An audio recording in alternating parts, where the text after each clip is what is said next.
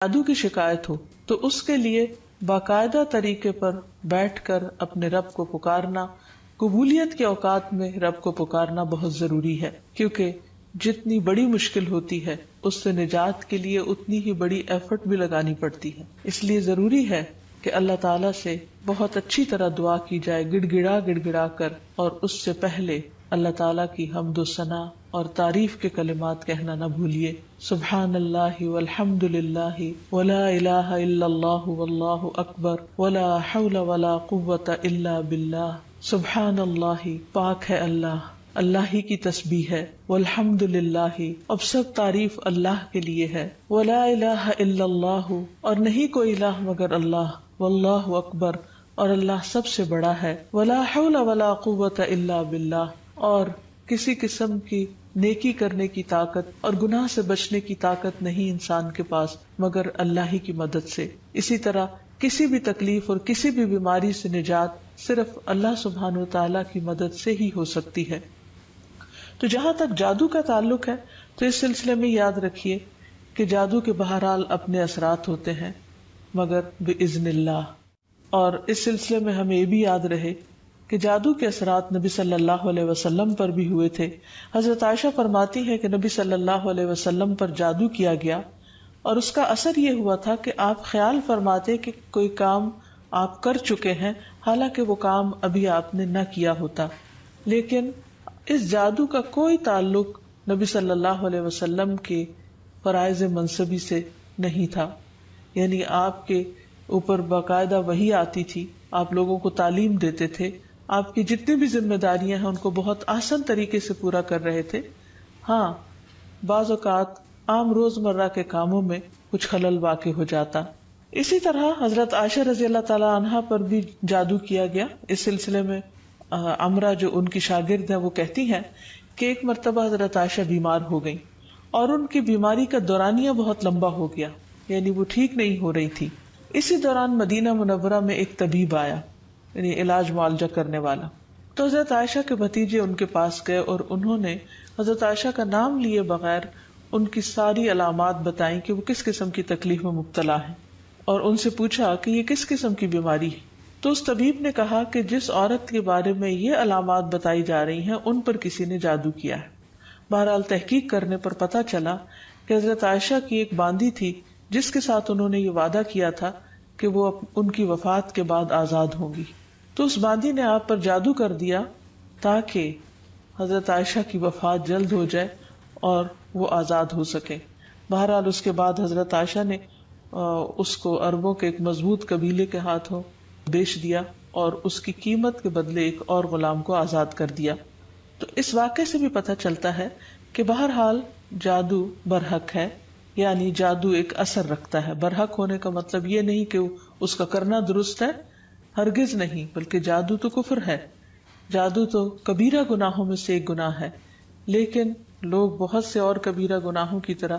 اس گناہ کا بھی ارتکاب کرتے چلے جاتے ہیں. تو اس لیے اس بارے میں معلوم ہونا چاہیے انسان کو کہ یہ کس قسم کی بیماری ہے، کس قسم کی تکلیف ہے اور اس کے مقاصد کیا ہیں اور اس کا علاج کیا ہے. سب سے پہلی بات تو یہ ہے کہ جادو عموماً دشمنی یا حسد کی وجہ سے کیا جاتا ہے، یا کسی سے کوئی انتقام لینے کے لیے، کوئی بدلہ لینے کے لیے، اور اس کا مقصد یہ ہوتا ہے کہ دوسرے کو تکلیف میں مبتلا کر دیا جائے. یہ بالکل ایسے ہی ہے جیسے لوگوں کو جسمانی طور پر تکلیف میں مبتلا کیا جاتا ہے کہ کسی کو کچھ مارا جائے ہاتھ سے یا کسی ڈنڈے سے تو جسم کو تکلیف ہوتی ہے. اسی طرح روح کو بھی تکلیف پہنچتی ہے، اور روح کی تکلیف کچھ الفاظ کے ذریعے ہوتی ہے. جیسے عام روزمرہ زندگی میں بھی جب کوئی ہماری تعریف کرتا ہے تو ہمیں اچھا لگتا ہے، اور جب کوئی ہمیں گالی گلوچ کرتا ہے تو ہمیں اس سے تکلیف پہنچتی ہے، اذیت پہنچتی ہے. چونکہ روح اور جسم آپس میں گندے ہوئے ہیں، اس لیے اگر جسم کو کوئی تکلیف پہنچتی ہے تو وہ روح، اس کا اثر روح تک جاتا ہے. اسی طرح اگر روح پر کوئی چیز اثر انداز ہوتی ہے، کوئی کلام یا کچھ ایسے عملیات، تو اس کا اثر جسم تک بھی جاتا ہے. اور اس طرح انسان جادو کے اثر سے نہ صرف یہ کہ روحانی طور پر بلکہ بعض اوقات جسمانی طور پر بھی بیمار ہو سکتا ہے. اور اس میں بہت سے مذموم مقاصد ہوتے ہیں. بعض اوقات والدین اور اولاد میں یا شوہر بیوی میں یا دوستوں میں لڑائی جھگڑا اور ناچاکی پیدا کی جاتی ہے. اور باہم پیار محبت کے رشتوں کے اندر نفرت کے بیج بوئے جاتے ہیں۔ پھر یہ کہ جادو کی علامات کیا ہیں، کس کو کیسے پتا چلے کہ جادو ہوا ہے یا نہیں، تو اس میں یہ ہے کہ انسان کی ان یوزول سی کنڈیشن ہو جاتی ہے، یعنی انسان اسی روٹین میں زندگی بسر کر رہا ہے، وہی صبح اٹھنا، کھانا پینا، روزمرہ کے معمولات، لیکن کسی چیز میں دل نہیں لگتا، طبیعت بیزار ہونے لگتی ہے۔ اور یہ نہیں کہ یہ ایک دن کے لیے، 2 دن کے لیے، کیونکہ ایسا تو ہر ایک کے ساتھ ہو ہی جاتا ہے، ایک لمبے عرصے کے لیے کیفیات تبدیل ہونے لگتی ہیں، سستی یا گھبراہٹ طاری ہو جاتی ہے، ذہنی انتشار یعنی کسی چیز پر کنسنٹریشن کا نہ رہنا، حد سے زیادہ چڑچڑا پن،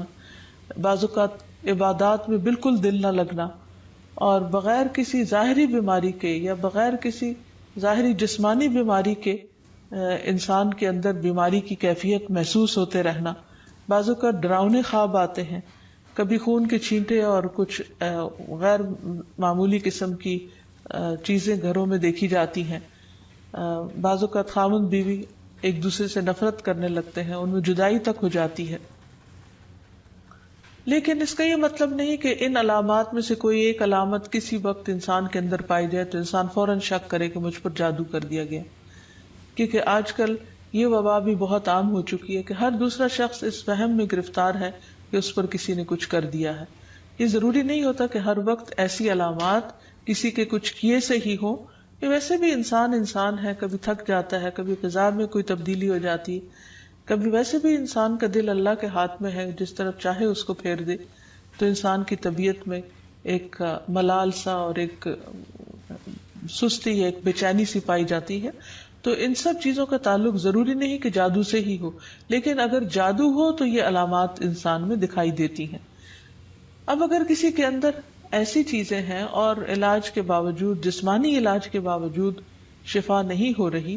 تو اس کے لیے ضروری ہے کہ انسان پھر روحانی علاج بھی کرے۔ روحانی علاج کے لیے ضروری نہیں کہ کسی بابے کے پاس یا کسی مذہبی بزرگ کے پاس ہی انسان جائے، انسان خود بھی اللہ سبحانہ وتعالیٰ کا کلام پڑھ سکتا ہے اور پورے یقین اور ایمان کے ساتھ، اور اس سے انسان کو شفا ہو سکتی ہے، کیونکہ کسی انسان کے ہاتھ میں کوئی طاقت نہیں، اصل طاقت اللہ کے کلام میں ہے، جس کو پورے یقین اور ایمان کے ساتھ پڑھنا چاہیے۔ بہرحال اس سے پہلے کہ انسان کسی ایسے جادو کا شکار ہو، کچھ حفاظتی تدابیر بتائی گئی ہیں، جیسے جسمانی بیماریوں سے بچنے کے لیے حفاظتی تدابیر بتائی جاتی ہیں، ایسے ہی روحانی بیماریوں سے بچنے کے لیے بھی حفاظتی تدابیر ہیں۔ اس میں سب سے پہلے تو یہ کہ انسان پاک صاف رہے، طہارت اور وضو کا اہتمام کرے، عبادات کی پابندی کرے، کیونکہ شیاطین ایسے شخص پر اثر انداز نہیں ہو سکتے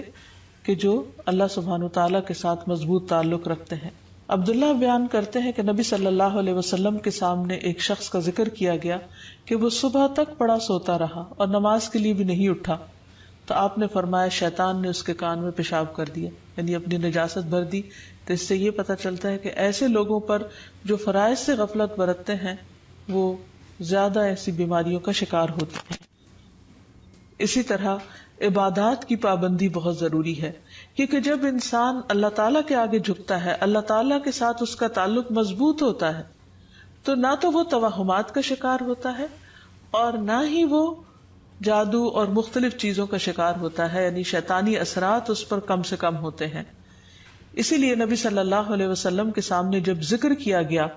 کہ ایک شخص صبح تک پڑا سوتا رہا اور نماز کے لیے بھی نہیں اٹھا، تو اس پر آپ نے فرمایا کہ شیطان نے اس کے کان میں پیشاب کر دیا ہے، یعنی اپنی نجاست اس میں ڈال دی ہے۔ تو جو شخص شیطانی نجاست کے اثر میں ہو، پھر وہ سب سے بڑی بیماری اس کو لاحق ہو جاتی ہے، چاہے اس کو جادو کہیں یا کچھ اور۔ لیکن حقیقت یہ ہے کہ انسان جب اللہ کا اطاعت گزار بنتا ہے، رب کا فرما بردار بنتا ہے، تو شیطان اس کو اپنے کنٹرول میں نہیں لے سکتا، کیونکہ اللہ تعالیٰ فرماتے ہیں ان عبادی لیس لک علیہم سلطان، میرے بندے تیرا ان پر کوئی زور نہیں چلتا، کوئی زور نہیں چل سکے گا۔ ایک اور جگہ پر فرمایا الا عبادک المخلصین، مگر تیرے چنے ہوئے بندے۔ تو ہمیں ایسے بندوں میں شامل ہو جانا چاہیے جو اللہ کے محبوب ہیں، اللہ کے چنے ہوئے ہیں، اور اس کے لیے اللہ تعالیٰ نے جو ہمیں احکامات دیے ہیں، جو طریقے سکھائے ہیں، ان کے مطابق زندگی بسر کی جائے۔ پھر اسی طرح یہ ہے کہ کثرت سے اللہ تعالیٰ کا ذکر کیا جائے، خصوصاً استغفار، کیونکہ بہت سی تکلیفیں انسان کے اپنے ہی گناہوں کی وجہ سے آتی ہیں. جیسے آتا ہے ما اصابکم من مصیبت فبما کسبت ایدیکم، جو بھی مصیبت تم کو پہنچی وہ تمہارے اپنے ہاتھوں کی کمائی کی وجہ سے تھی. پھر اسی طرح اپنے گھروں کو تصاویر اور مجسموں سے پاک کرنا چاہیے، کیونکہ رسول اللہ صلی اللہ علیہ وسلم نے فرمایا فرشتے اس گھر میں داخل نہیں ہوتے جہاں کتا اور تصویر ہوتا ہے. پھر حفاظتی تدابیر میں سے یہ بھی ہے کہ انسان اپنے کھانے پینے کی عادات کو درست کرے، اور اس میں خصوصاً نبی صلی اللہ علیہ وسلم نے صبح کے وقت اجوا کھجور کھانے کا حکم دیا. آپ نے فرمایا جو شخص صبح کے وقت 7 کھجوریں کھائے گا یعنی اجوا، اس روز جادو اور زہر سے بچا رہے گا. یعنی اس کے اندر اتنی امیونٹی پیدا ہو جاتی ہے کہ پھر برے اثرات، زہریلے اثرات اس کو نقصان نہیں دے سکتے. پھر اسی طرح مختلف مواقع پر مسنون اذکار کا اہتمام کرنا، مثلاً بیت الخلاء جاتے وقت نبی صلی اللہ علیہ وسلم نے سکھایا اللہم انی اعوذ بک من الخبث والخبائث، اے اللہ بے شک میں ناپاک جنوں اور جننیوں سے تیری پناہ چاہتا ہوں. کیونکہ جادو میں بھی عموماً جنات کو استعمال کیا جاتا ہے اور وہ گندی جگہوں پر رہنا پسند کرتے ہیں، اسی لیے جب کوئی بیت الخلاء جائے تو یہ دعا پڑھ لے تو انشاءاللہ اس سے ان کے شر سے محفوظ رہے گا. پھر اسی طرح آپ نے فرمایا جنوں کی آنکھوں اور بنی آدم کی شرم گاہوں کا پردہ یہ ہے کہ جب کوئی بیت الخلاء جائے تو بسم اللہ پڑھ لے تو کوئی بھی اس کو پھر دیکھ نہیں سکتا. پھر اسی طرح شوہر بیوی کے خاص تعلق میں بھی دعا سکھائی گئی، بسم اللہ اللہم جنبنا الشیطان وجنب الشیطان ما رزقتنا. اللہ کے نام کے ساتھ میں شروع کرتا ہوں، اے اللہ ہمیں شیطان سے بچا اور شیطان کو اس چیز سے دور رکھ جو اس کے نتیجے میں تو ہمیں عطا فرمائے. تو آپ نے فرمایا کہ اگر اس کے بعد میاں بیوی کو کوئی اولاد ملے گی تو شیطان اسے نقصان نہیں پہنچا سکتا. اسی طرح تحلیل پڑھنا، لا الہ الا اللہ وحدہ لا شریک لہ لہ الملک ولہ الحمد وہو علی کل شیء قدیر، کہ اللہ کے سوا کوئی معبود نہیں، تنہا ہے، اس کا کوئی شریک نہیں، اسی کے لیے بادشاہی ہے اور اسی کے لیے تعریفیں ہیں اور وہ ہر چیز پر قدرت رکھنے والا ہے. دن میں جو شخص 100 دفعہ اس کو پڑھے گا اس کے لیے 10 غلاموں کو آزاد کرنے کا ثواب ہے، 100 نیکیاں لکھی جائیں گی، 100 برائیاں مٹائی جائیں گی، اور خصوصاً اس دن وہ شام تک شیطان کے شر سے محفوظ رہے گا اور کوئی شخص اس دن اس سے بہتر عمل کرنے والا نہیں سمجھا جائے گا سوائے اس کے جو اس سے زیادہ اس کو پڑھے. پھر اسی طرح انسان ہر معاملے میں جہاں بھی انسان کو مشکل ہو اللہ تعالیٰ کی پناہ میں اپنے آپ کو دے. تو خلاصہ کلام یہ ہے کہ انسان اپنے آپ کو مختلف طرح کے توہمات سے بھی بچائے اور ہر چھوٹی بڑی بات کو جادو قرار نہ دے، یا کسی کام کو کرنے کا ارادہ نہ ہو تو یہ سوچے کہ مجھ پر جادو کر دیا گیا اس لیے میں اس کام کو نہیں کر سکتا. تو یہ دراصل شیطانی وسوسے ہوتے ہیں، اس لیے ان سے بچنا بھی ضروری ہے. بہرحال اگر ایسے وسوسے ہوں یا حقیقت میں کوئی بیماری ہو تو اس کا علاج بھی بتایا گیا ہے، کیونکہ کوئی بیماری ایسی نہیں کہ جو قابل علاج نہ ہو. رسول اللہ صلی اللہ علیہ وسلم نے فرمایا ہر بیماری کے لیے دوا ہے. جب کسی مریض کو صحیح طریقے پر بیماری کی دوا پہنچتی ہے تو وہ اللہ تعالیٰ کے حکم سے درست ہو جاتا ہے. اسی طرح جادو بھی ایک بیماری ہے اور اس بیماری کا علاج بھی قرآن و سنت میں موجود ہے. اس کے لیے سب سے پہلے تو یہ پتہ لگانے کی ضرورت ہے کہ کیا واقعی جادو ہے بھی یا نہیں.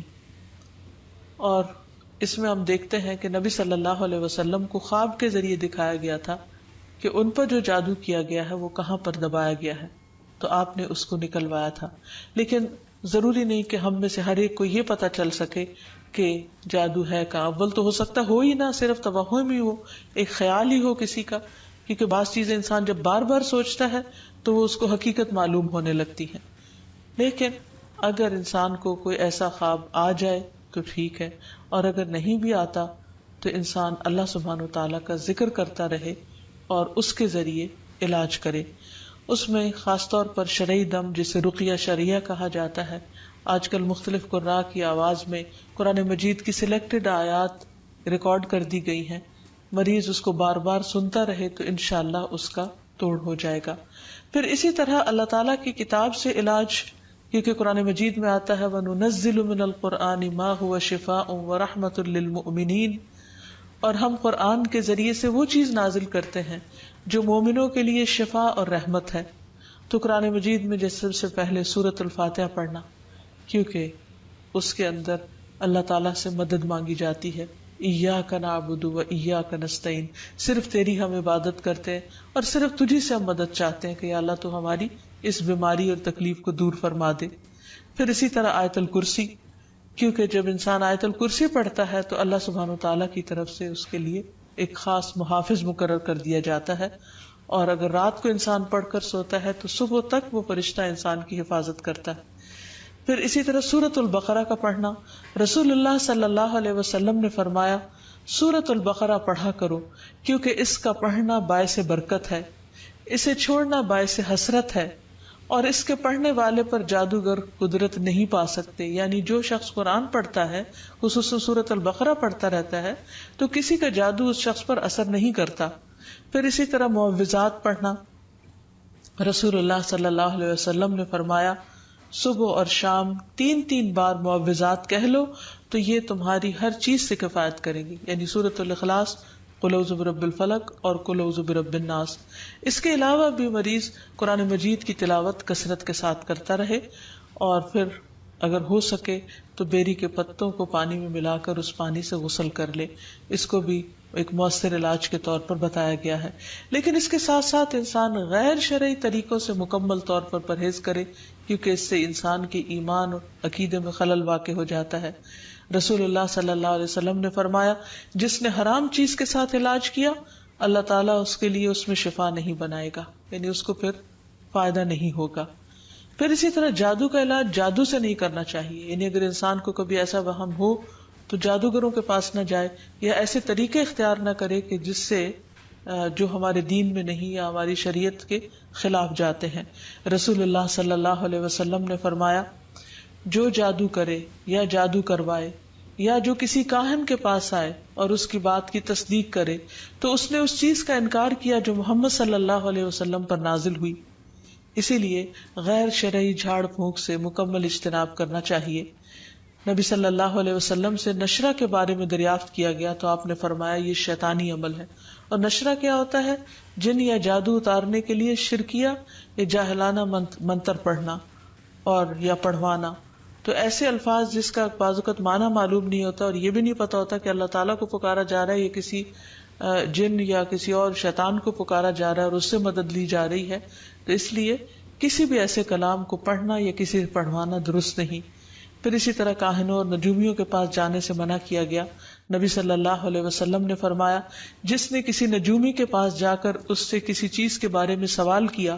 تو اس کی 40 رات کی نمازیں قبول نہیں ہوگی، یعنی اس نے اپنے دین کی بربادی کر لی۔ تو اس لیے کسی کے پاس جانے کی بجائے خود انسان زیادہ سے زیادہ قرآن مجید پڑھے، اور اگر وہ پڑھا ہوا نہیں تو آج ہر طرف بہت سی کیسٹس اور سی ڈیز اور ایسی چیزیں ملتی ہیں کہ جس سے انسان قرآن مجید کی تلاوت مسلسل سن سکتا ہے۔ ہو سکے تو مکمل قرآن مجید ایک ہفتے میں سن کر اپنے بیماری کا علاج کیا جائے۔ پھر اسی طرح یہ ہے کہ باقی دعائیں بھی جو جادو کے توڑ کی بتائی گئی ہیں ان کو پڑھتے رہنا انسان کو فائدہ دیتا ہے، جس میں خاص طور پر اور آخر میں یہ 2 خاص دعائیں جو نبی صلی اللہ علیہ وسلم نے جنات اور جادو کے شر سے بچنے کے لیے سکھائی ہیں، ان کو بار بار پڑھتا رہے، صبح و شام پڑھتا رہے حتیٰ کہ افاقہ ہو جائے۔ پہلی دعا ہے اعوذ بکلمات اللہ التامات التی لا یجاوزہن بر ولا فاجر من شر ما خلق وذرأ وبرأ ومن شر ما ينزل من السماء ومن شر ما يعرج فيها ومن شر ما ذرأ في الأرض ومن شر ما يخرج منها ومن شر فتن الليل والنهار ومن شر كل طارق إلا طارقا يطرق بخير يا رحمن۔ میں اللہ کے کامل کلمات کے ساتھ پناہ چاہتا ہوں جن سے آگے نہ تو کوئی نیک اور نہ ہی کوئی برا شخص بڑھ سکتا ہے، ہر اس چیز کے شر سے جس کو اس نے بنایا، پیدا کیا اور پھیلایا، اور ہر اس چیز کے شر سے جو آسمان سے اترتی ہے، اور ہر اس چیز کے شر سے جو اس میں چڑھتی ہے، اور ہر اس چیز کے شر سے جسے اس نے زمین میں پیدا کیا، اور اس چیز کے شر سے جو اس سے نکلتا ہے، اور رات اور دن کے فتنوں کے شر سے، اور رات کو آنے والے کے شر سے، سوائے اس کے جو خیر کے ساتھ آئے، اے رحم فرمانے والے۔ تو یہ دعا اور ایک اور دعا جو شدید جنات کے حملے سے بچانے والی دعا ہے، جس کے بارے میں کعب الاحبار کہتے ہیں کہ اگر میں یہ چند کلمات نہ پڑھتا تو یہود مجھے گدھا بنا دیتے۔ لوگوں نے پوچھا وہ کلمات کیا ہیں؟ تو کعب نے کہا اعوذ بوجہ اللہ العظیم الذی لیس شیء اعظم منہ وبکلمات اللہ التامات التی لا یجاوزہن بر ولا فاجر وباسماء اللہ الحسنى كلها ما علمت منها وما لم اعلم من شر ما خلق وبرأ وذرأ۔ میں اللہ کے عظیم چہرے کی پناہ مانگتا ہوں جس سے عظیم کوئی اور چیز نہیں، اور اس کے مکمل کلمات کے ساتھ پناہ چاہتا ہوں جن سے آگے نیک یا بد نہیں بڑھ سکتا، اور اس اللہ کے تمام اسماء حسنہ کے ساتھ پناہ چاہتا ہوں جن کو میں جانتا ہوں اور جن کو میں نہیں جانتا، ہر اس چیز کے شر سے جس کو اس نے بنایا، پیدا کیا اور پھیلایا۔ تو بہرحال آخر میں یہی کہنا چاہوں گی کہ جادو کے سلسلے میں انسان ہمیشہ توہمات سے بچے، اللہ پر بھروسہ کرے۔ اللہ سبحانہ وتعالیٰ فرماتے ہیں وَقَالَ رَبُّكُمُ ادْعُونِي أَسْتَجِبْ لَكُمْ، تمہارا رب کہتا ہے تم مجھ سے دعا مانگو میں تمہاری دعا قبول کروں گا۔ جب وہ قبول کرنے والا ہے تو پھر ہمیں دعا مانگنے میں بخل نہیں کرنا چاہیے، اور ہر طرح کے شر سے بچنے کے لیے اسی کی پناہ لینی چاہیے، اور کسی بھی تکلیف اور مصیبت کے وقت کسی اور کی طرف نہیں دیکھنا چاہیے، کیونکہ قرآن مجید میں آتا ہے وَمَنْ أَضَلُّ مِمَّنْ يَدْعُو مِن دُونِ اللَّهِ مَن لَا يَسْتَجِيبُ لَهُ إِلَى يَوْمِ الْقِيَامَةِ وَهُمْ عَن دُعَائِهِمْ غَافِلُونَ۔ اور اس سے بڑھ کر گمراہ اور کون ہوگا جو اللہ کے سوا ایسوں کو پکارتا ہے جو قیامت تک اس کی پکار کا جواب نہ دے سکیں گے۔ یعنی اللہ تعالیٰ کا در چھوڑ کر غیروں کے در پہ جاتا ہے جو نہ سنتے ہیں نہ سمجھتے ہیں اور نہ ہی کچھ کر سکتے ہیں، بلکہ وہ تو ان کے پکارنے سے بھی بے خبر ہیں، ان کو تو یہ بھی نہیں پتا کہ ان سے کون کیا مانگ رہا ہے۔ اس لیے ہمیں اللہ تعالیٰ سے ہی دعا کرنی چاہیے، اور دعا سے پہلے اللہ سبحانہ تعالیٰ کی حمد و ثنا اور پھر نبی صلی اللہ علیہ وسلم پر درود شریف پڑھنا، کیونکہ اس کے پڑھنے سے رحمتیں نازل ہوتی ہیں۔ جہاں تک شیطان کی دشمنی کا تعلق ہے تو وہ اول روز سے ہے، جب سے انسان پیدا ہوا، اور جب سے اللہ سبحانہ وتعالیٰ نے فرشتوں کو حکم دیا کہ وہ انسان کے آگے جھک جائیں، آدم علیہ السلام کو سجدہ کریں، اور ابلیس کو بھی حکم ہوا لیکن اس نے انکار کر دیا۔ وہ انسان سے حسد کرنے والا ہے، انسان کا دشمن ہے، اور ہر طرح سے دنیا اور آخرت دونوں میں خرابی ڈالنے کی کوشش کرتا ہے۔ اللہ تعالیٰ قرآن مجید میں فرماتے ہیں کہ شیطان انسان کو چھوڑ جانے والا ہے، اور شیطان اور اس کا گروہ انسانوں کو بھٹکاتے رہتے ہیں تاکہ وہ ان کے ساتھ جہنم کی آگ میں جا گریں۔ اس لیے ہمیں خصوصی طور پر محتاط رہنے کی ضرورت ہے، اور بہت واضح طور پر یہ پتہ کرنے کی کہ رحمان کا راستہ کون سا ہے اور شیطان کا کون سا ہے، اور اس میں سے جو راستہ اللہ تعالیٰ کی طرف جانے والا ہو، صراط مستقیم ہو، اسے ہر صورت میں پکڑ لیا جائے اور اس پر دوام یا پابندی کی جائے۔ پھر یہ بھی یاد رہے کہ شیطان ہر انسان کے ساتھ ہے، یعنی وہ ایک بچے کو بھی نہیں چھوڑتا اور بوڑھے کو بھی نہیں چھوڑتا، موت کے وقت تک وہ انسان کے ساتھ لگا رہتا ہے تاکہ انسان اللہ تعالیٰ کے ساتھ کفر کرے، شرک کرے، ناشکری کرے، اللہ سبحانہ تعالیٰ کے بارے میں بری بری باتیں سوچے۔ تو ایسے میں جب بھی کبھی انسان کو اللہ تعالیٰ سے کوئی ناراضگی دل میں پیدا ہونے لگے تو فوراً سمجھے کہ یہ دراصل شیطان کا وسوسہ ہے۔ پھر یہ بھی یاد رہے کہ شیطان انسان پر مختلف طریقے سے حملے کرتا ہے، مثلاً اللہ تعالیٰ کے بارے میں شک پیدا کرنا۔ رسول اللہ صلی اللہ علیہ وسلم نے فرمایا، تم میں سے کسی کے پاس شیطان آتا ہے اور تمہارے دل میں پہلے تو یہ سوال پیدا کرتا ہے کہ فلاں چیز کس نے پیدا کی، فلاں چیز کس نے پیدا کی، یہاں تک کہ آخر میں اس بات تک پہنچا دیتا ہے، کہتا ہے کہ خود تمہارے رب کو کس نے پیدا کیا۔ جب کسی شخص کو ایسا وسوسہ ڈالے تو اللہ سے پناہ مانگنی چاہیے اور اس شیطانی خیال کو چھوڑ دینا چاہیے. پھر اسی طرح شیطان انسان کو اللہ تعالیٰ کی اطاعت سے روکتا ہے. اس نے پہلے ہی دن یہ کہا تھا قال فبما اغویتنی لاقعدن لهم صراطک المستقیم، کہ ابلیس نے کہا کہ تو نے مجھے گمراہی میں مبتلا کیا، نعوذ باللہ، وہ اللہ تعالیٰ کو بلیم کر رہا ہے، تو اب میں بھی تیری سیدھی راہ پر گھات لگا کر بیٹھوں گا. پھر انسانوں کے آگے سے، پیچھے سے، دائیں سے، بائیں سے، غرض ہر طرف سے ان کو گھیروں گا، اور تو ان میں سے اکثریت کو شکر گزار نہ پائے گا. اور ایک حقیقت ہے کہ بہت کم لوگ ایسے ہیں جو خود کو ملنے والی نعمتوں پر شکر گزار ہوں اور خوش ہوں. بہت سے لوگ تو بندوں سے اور اللہ تعالیٰ سے شکوہ ہی کرتے چلے جاتے ہیں، اور جو کچھ ملا ہے اس کو نہیں دیکھتے. پھر اسی طرح شیطان کے کاموں میں سے کام یہ ہے کہ وہ لوگوں کے دلوں میں فتنے پیدا کرتا ہے، لوگوں کے درمیان جھگڑے اور فساد پیدا کرتا ہے، خصوصاً میاں بیوی کے درمیان.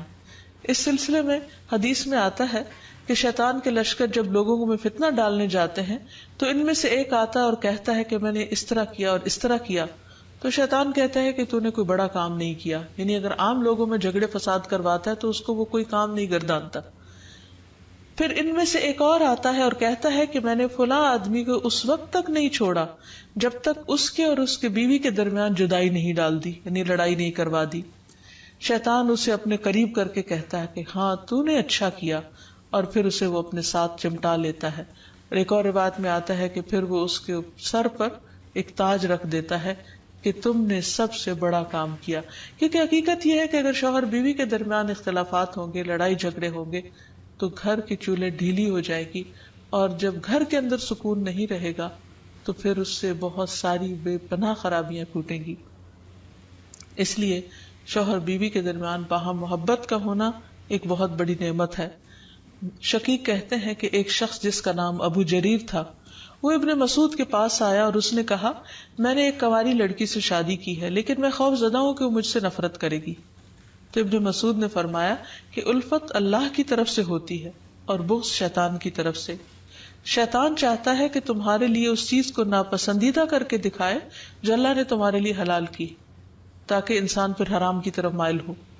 اسی طرح باہم بہن بھائیوں کے درمیان، دوستوں کے درمیان عداوت اور دشمنی پیدا کرتا ہے. قرآن مجید میں اللہ تعالیٰ فرماتے انما یرید الشیطان ان یوقع بینکم العداوۃ والبغضاء فی الخمر والمیسر. شیطان تو یہ چاہتا ہے کہ شراب اور جوئے کے ذریعے تمہارے درمیان دشمنی اور بغض ڈال دے، کیونکہ عموماً شراب کی محفلیں بھی دوستوں کے درمیان ہوتی ہیں، اور جوئے بھی عموماً دوستی آپس میں کھیل رہے ہوتے ہیں، تو ان میں ایک دوسرے کے ساتھ پھر جو زیادتیاں ہوتی ہیں ناسمجھی کی وجہ سے یا شراب کے نشے کی وجہ سے، تو اس میں بعض اوقات مدتوں پرانے تعلقات ختم ہو کر رہ جاتے ہیں. تو یہ بھی شیطانی وار ہوتے ہیں. پھر شیطان کا ایک بہت بڑا ہتھیار جو ہر ایک پر چل جاتا ہے وہ ہے غصہ کرنا، کیونکہ غصہ شیطان کی طرف سے ہوتا ہے اور وہ انسانوں کو جلد مشتعل کروا دیتا ہے. پھر اسی طرح اللہ کا ذکر بھلوا دینا. قرآن مجید میں آتا ہے استحوذ علیہم الشیطان فانساہم ذکر اللہ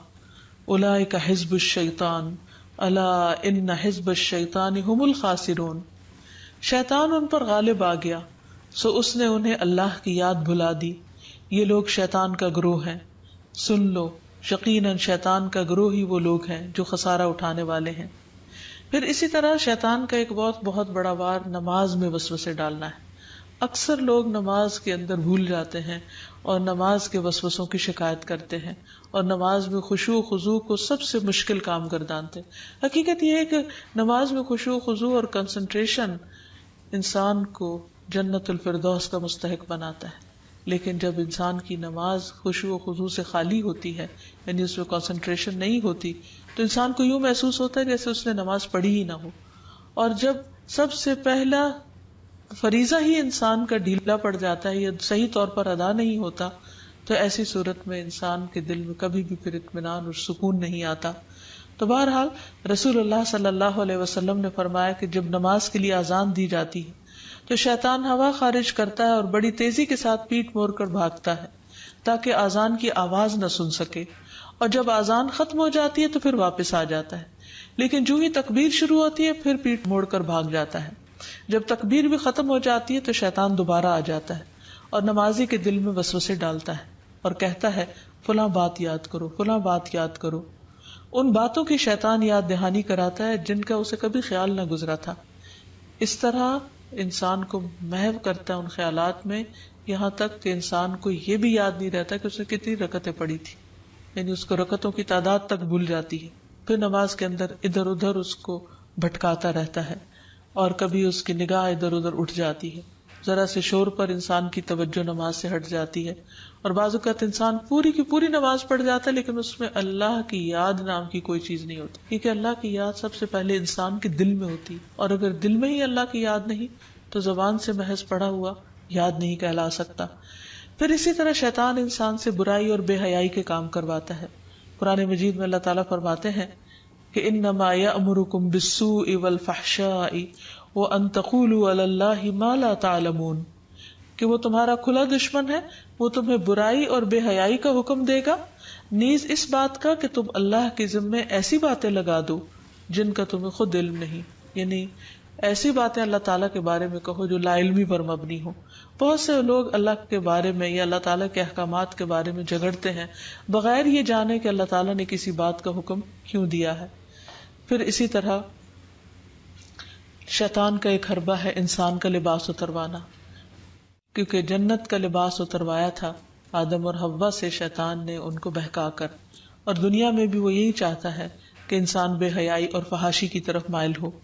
پھر اسی طرح انسان کے برے اعمال کو شیطان مزین کرتا ہے. جب انسان کو غلط کام کرتا ہے اور اس پر اس کو شرمندگی نہیں ہوتی، اس پر اس کو کوئی ریگریٹس نہیں ہوتے، تو یہ دراصل شیطان کا حربہ ہوتا ہے جو اس پر چل چکا ہوتا ہے. پھر اسی طرح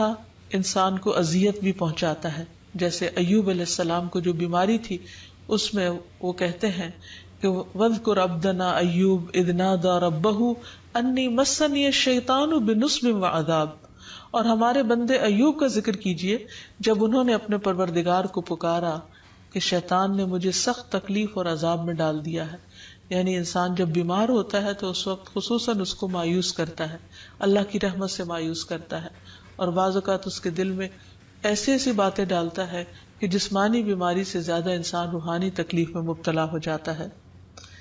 اسی طرح بعض جسمانی بیماریاں بھی شیطان کی وجہ سے ہوتی ہیں. آپ صلی اللہ علیہ وسلم نے فرمایا طاعون تمہارے دشمن جنوں کی طرف سے ایک چوکا ہے اور وہ تمہارے لیے شہادت ہے. یعنی وہ آتا شیطان کی طرف سے ہے لیکن تمہارے حق میں فائدہ مند ہو جاتا ہے. اور شیطان کی یہ دشمنی انسان کے ساتھ، انسان کی پیدائش کے ساتھ ہی شروع ہو جاتی ہے. جیسا کہ ہم دیکھتے ہیں کہ نبی صلی اللہ علیہ وسلم نے فرمایا کہ جب بنی آدم پیدا ہوتا ہے تو پیدائش کے وقت شیطان اسے چھوتا ہے اور بچہ شیطان کے چھونے سے زور سے چیختا ہے سوائے مریم اور ان کے بیٹے عیسیٰ علیہ السلام کے. اس کی وجہ مریم علیہ السلام کی والدہ کی دعا ہے کہ انی اعیذھا بک وذریتھا من الشیطان الرجیم، کہ میں اسے اور اس کی اولاد کو شیطان رجیم سے تیری پناہ میں دیتی ہوں. اور پھر شیطان تو اپنے کام کرتا ہے لیکن انسان کو اس کے حملوں سے بچنے کی تدابیر اختیار کرنی چاہیے جو قرآن و سنت میں ہمیں بہت اچھی طرح بتا دی گئی ہیں. سب سے پہلی بات تو یہ ہے کہ اللہ سبحانہ وتعالیٰ پر بھرپور ایمان اور توکل ہونا چاہیے،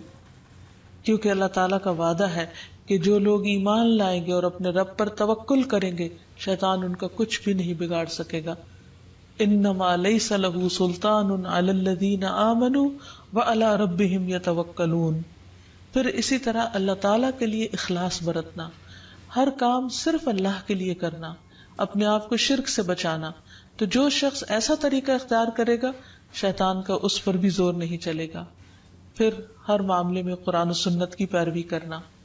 پھر دن کا آغاز اور اختتام اللہ کے ذکر سے کرنا، اللہ کی یاد سے کرنا، اللہ کی فرما برداری کے کاموں سے کرنا. پھر اسی طرح کثرت سے سجدے کرنا، کیونکہ شیطان نے اللہ تعالیٰ کا حکم نہیں مانا تھا اور سجدے سے انکار کیا تھا. تو رسول اللہ صلی اللہ علیہ وسلم نے فرمایا جب کوئی آدمی سجدہ والی آیت پڑھ کر سجدہ کر لے تو شیطان روتے ہوئے دور ہٹ جاتا ہے اور کہتا ہے افسوس مجھ پر. آدمی کو سجدے کا حکم ملا تو اس نے سجدہ کر لیا، اس کے لیے جنت ہے، اور مجھے بھی سجدے کا حکم ملا لیکن میں نے انکار کر دیا اور میرے لیے جہنم ہے. تو اس لیے شیطان کی مخالفت اگر انسان کرنا چاہے